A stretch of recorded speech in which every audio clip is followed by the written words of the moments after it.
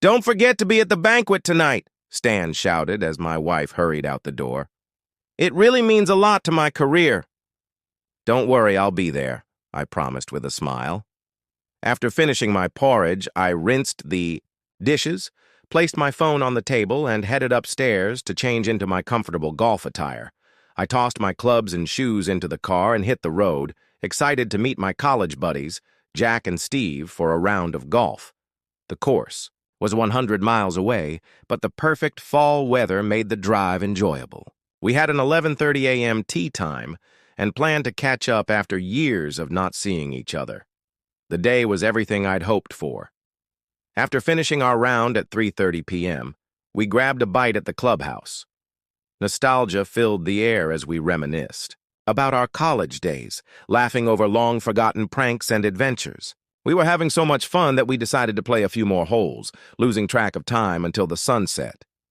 "That was awesome," Jack said, grinning as we wrapped up. "Do you have to leave right now, or can you stay for another drink?" Have I ever turned down a drink, especially from such generous losers? I joked. We ended up at a nearby bar, knocking back a couple of beers and sharing more stories. As I drove home later that night, my contentment began to wane.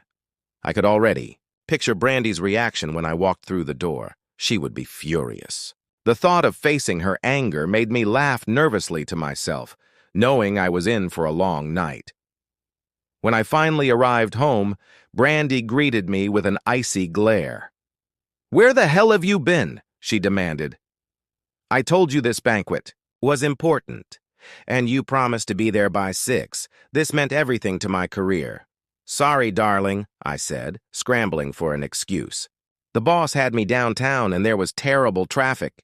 "Don't even try," Brandy interrupted. "I spoke to Tom. He was home by 6:30 and he said you took the day off. You even left your phone on the table. I couldn't reach you." "Caught," I sighed. "Fine. I was playing golf with Jack and Steve. I didn't mean to miss your banquet, I just lost track of time." Brandy's face turned crimson. "Golf? You skipped something so important to me for a game, and then you lied about it? What kind of person does that?" "I didn't want to hurt you," I said weakly. "Hurt me?"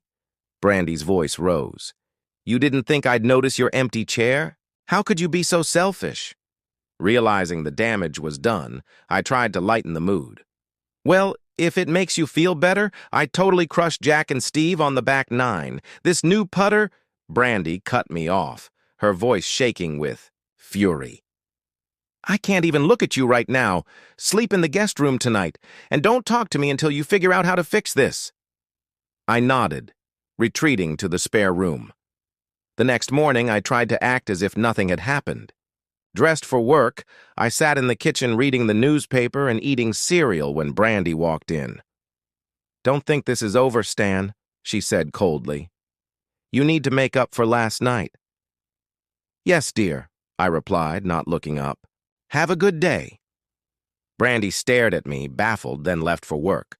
Once she was gone, I decided to skip work and indulge in something I'd been wanting for a while, a massive flat-screen TV. By the time it was delivered and set up, the evening news was on, and I couldn't stop marveling at how clear the picture was. I even invited a few work friends over to watch the game. When Brandy walked in and saw the enormous TV dominating the living room, her jaw dropped. "What is this?" she asked, her voice tight. "It's a TV," I said cheerfully. "Isn't it amazing? You deserve to watch your favorite shows in style after that big promotion." Brandy didn't respond. She simply turned and walked to the bedroom, clearly too tired to argue. The next morning, Brandy's patience had worn thin. "That thing is going back today," she said firmly. "But it's perfect," I protested. "It even fits the space. It's blocking the closet," she snapped. "Take it back, Stan." I nodded, pretending to agree, but I had no intention of returning the TV. Instead, I spent the day enjoying it. By evening, Brandy had reached her limit. "I can't do this anymore, Stan. First the banquet, now this. You don't respect me, or our marriage." Her words hit harder than I expected. "Brandy, I'm sorry. I never meant to hurt you." "It's not enough," she said quietly. Your actions speak louder than your words. And with that, I knew things had changed. Sometimes the cracks in a relationship are too deep to repair, no matter how much you want to.